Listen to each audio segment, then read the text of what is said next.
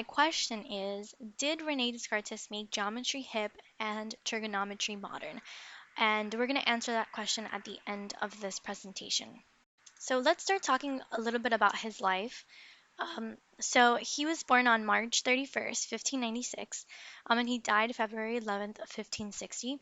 He was born in France, and he is more widely known for being a philosopher, but he was also a mathematician and a writer. He is known for being the father of modern philosophy. But what people don't know, or what's not widely known about René Descartes, is that he actually got his law degree from the University of Poitiers in 1616. The reason for this being that the majority of his family got their law degrees, and so basically pushed him to study law as well. And so once he did that and got his law degree, he didn't practice law, but he rather decided that he wanted to switch his career path to military engineering. And this is where he really shined in this field. So let's talk a little bit about his philosophy. You may know René Descartes for his one of his more famous phrases, which is "I think, therefore I am."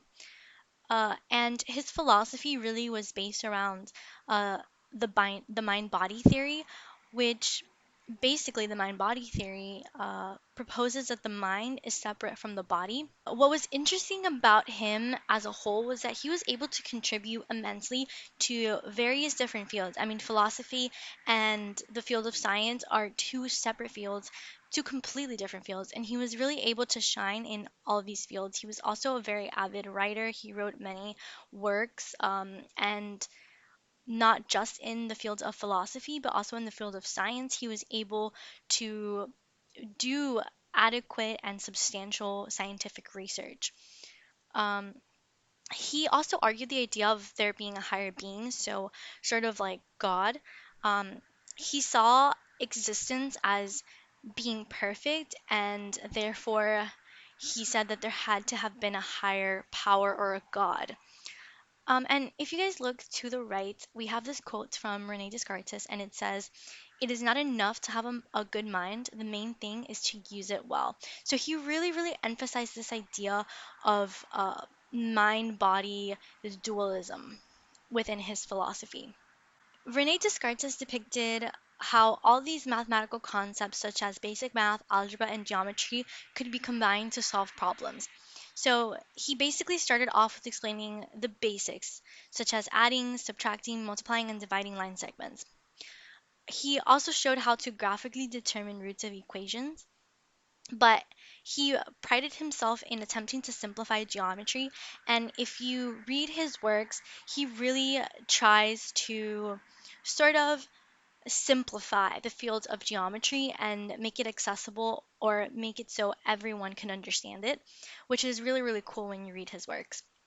Not a lot of philosophers, not a lot of mathematicians really want to not dumb down, but sort of make the field accessible to the everyday person. René Descartes really shined in all of the fields that he attempted to gain knowledge in or to study in. René Descartes' work, so his writings on geometry were not lengthy, but what was interesting about them was that he provided a new approach to geometry.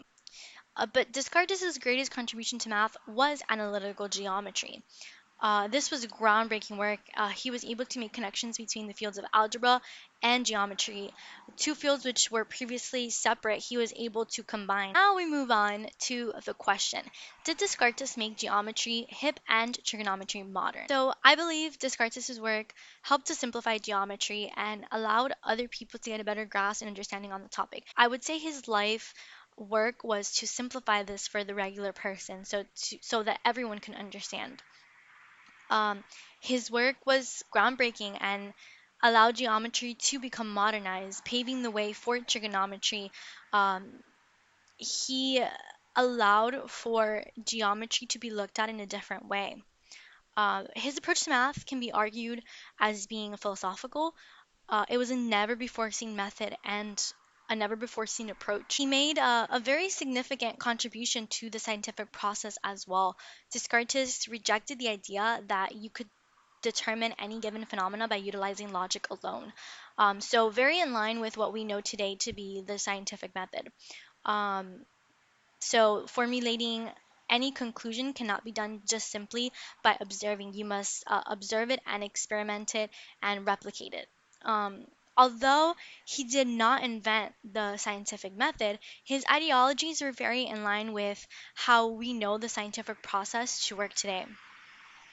He introduced skepticism to the scientific method as well. Uh, Descartes brought a new approach to various different fields, and as I mentioned previously, these are fields that don't easily connect with each other or fields that are not easy to see connections in. He was able to do that. Thank you so much for watching this presentation. Once again, my name is Dorailys Fagundo, and this presentation was for my trigonometry class with Dr. Agatha Shaw.